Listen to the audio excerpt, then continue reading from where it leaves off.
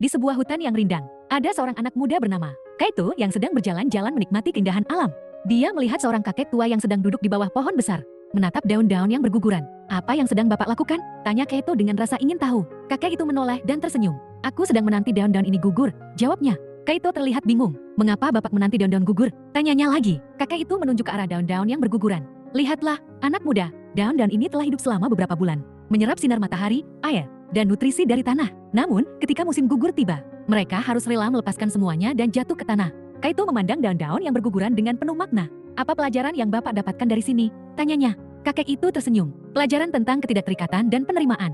Daun-daun ini tidak menyesali kepergian mereka. Mereka hanya menerima apa yang terjadi. Mereka tahu bahwa kejatuhan mereka akan memberi nutrisi bagi tanah dan memungkinkan kehidupan baru tumbuh." Kaito terdiam, merenungkan kata-kata kakek itu. Dia menyadari bahwa banyak hal dalam hidup ini yang tidak dapat kita pegang selamanya. Kita harus belajar untuk melepaskan dan menerima apa yang terjadi dengan lapang dada.